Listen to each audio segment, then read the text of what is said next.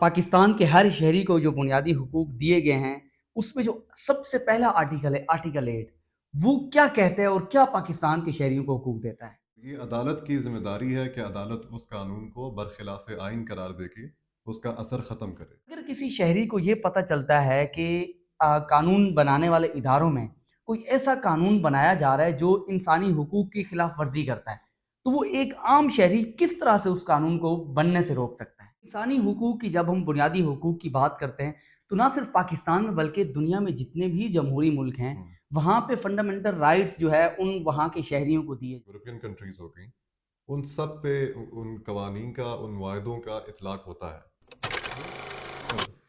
السلام علیکم ناظرین، ہمارا پاکستان کے ساتھ باسط ملک آپ کی خدمت میں حاضر ہے۔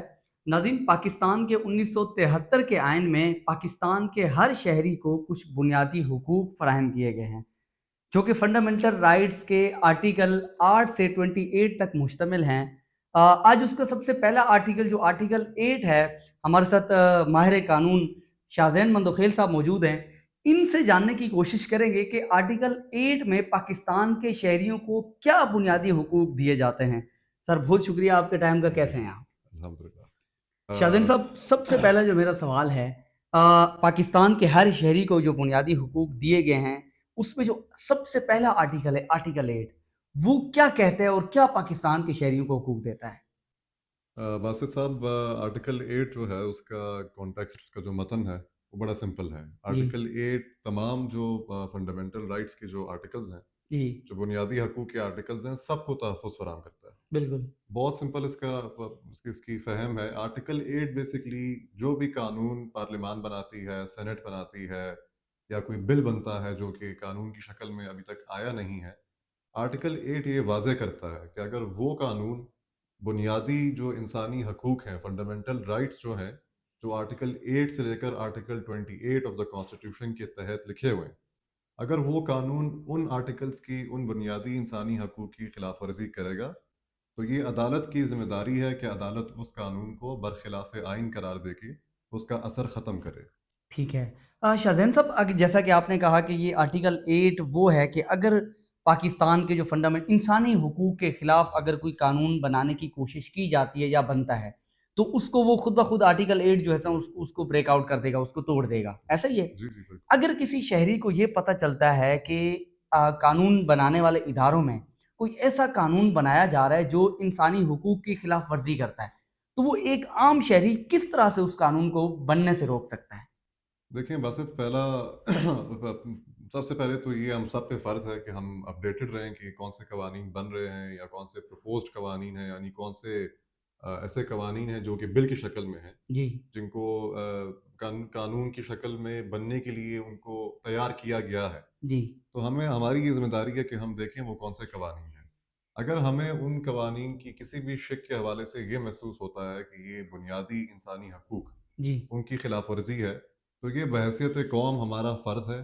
کسی لازمی نہیں ہے کہ آپ کسی وکیل کو ہائر کریں، وکیل کے تھرو ہی کروائیں۔ آپ بحیثیت ایک پاکستانی، بحیثیت ایک citizen, you can go to the court yourself, خود عدالت جائیں، عدالت میں جا کے اس قانون کے خلاف پٹیشن دائر کریں، ہائی کورٹ جائیں، ہائی کورٹ میں آرٹیکل 199 جو ہمارا آئین کا ہے، وہ آرٹیکل کو ہائی کورٹ کو بہت واضح اختیارات دیتا ہے۔ تو اس میں اگر کوئی سٹیزن بھی جاتا ہے اس قانون کے خلاف، اگر جا کے آواز اٹھاتا ہے، تو عدالت کی ذمہ داری بنتی ہے کہ عدالت اس قانون کو برخلاف آئین قرار دے۔ ٹھیک ہے۔ اچھا شاہزین صاحب، جیسے آپ نے کہا کہ انسانی حقوق کی جب ہم بنیادی حقوق کی بات کرتے ہیں تو نہ صرف پاکستان میں بلکہ دنیا میں جتنے بھی جمہوری ملک ہیں وہاں پہ فنڈامنٹل رائٹس جو ہے ان وہاں کے شہریوں کو دیے جاتے ہیں۔ تو اس آرٹیکل کو ہم اگر انٹرنیشنل لیول پہ دیکھیں تو اس آرٹیکل کی کیا اہمیت ہے؟ جی باسط، اس وقت کئی ایسے انٹرنیشنل قوانین ہیں، انٹرنیشنل معاہدے ہیں جو کہ صرف پاکستان یا کسی ڈیولپنگ کنٹری پہ ہی نہیں، دنیا کے جتنے بڑے ممالک ہیں، امریکہ ہو گیا، یو کے ہو گیا، یورپین کنٹریز ہو گئیں، ان سب پہ ان قوانین کا، ان معاہدوں کا اطلاق ہوتا ہے۔ ان معاہدوں کا، ان قوانین کا بھی بیسک جو ایک مقصد ہے وہ یہی ہے کہ کسی بھی ملک میں کوئی بھی قانون، کوئی بھی پالیسی، کوئی بھی ایسا حکومت کی طرف سے یا پارلیمان کی طرف سے کوئی فیصلہ آتا ہے جی جو کہ بنیادی انسانی حقوق کی خلاف ورزی ہو، خلاف ورزی کرتا ہے۔ تو وہ ان معاہدوں کی، ان قوانین کی بھی خلاف ورزی ہوگا۔ मगर हमें बहैसियत पाकिस्तानी हमें इंटरनेशनल लेवल पे बैरूनी सतह पे देखने की ज़रूरत शायद नहीं है। हमारा अपना आइन हमें आर्टिकल 8 के तहत ये सहूलत फराहम करता है। अच्छा शाहज़ैन जी। साहब, माज़रत मैं आपको यहाँ पे टोक रहा हूँ। जैसा कि आपने कहा कि इंटरनेशनल लेवल पे कुछ ऐसे मुआहदे होते हैं, अगर पाकिस्तान के अंदर कोई ऐसा कानून बनाया जा रहा है जो इंसानी बुनियादी हुकूक के ख़िलाफ़ है, तो उसको अगर पाकिस्तान में कोई उसको नहीं रोकता या किसी के इल्म में नहीं, वैसे तो हो जाएगा, अगर लेट्स सपोज़ कि ऐसा होता है, तो क्या इंटरनेशनल लेवल पे भी इस चीज़ को रोकने के लिए कोई एक्शन लिया जा सकता है? देखें, बस जितने भी इंटरनेशनल मुआहदे हैं उनको अक़वाम मुत्तहिदा ने रेटिफ़ाई किया होता है, यानी कि अक़वाम मुत्तहिदा के अंगूठे के नीचे जो है इनका इतलाक़ होता है तमाम ममालिक पे। जी। दुनिया देखती है कि आजकल सोशल मीडिया का दौर है। अगर कोई ऐसा कानून, कोई ऐसी पॉलिसी बनती है जो बुनियादी इंसानी हकूक़ की खिलाफ वर्जी हो, जी। सबसे पहले तो उस पे सोशल मीडिया पे थोड़ी सी आवाज़ उठती है, तो हाँ। अक़वाम मुत्तहिदा में या इस तरह के और जो इदारे हैं बैनुल अक़वामी, हाँ। वो ख़ुद भी इस चीज़ का नोटिस लेते हैं।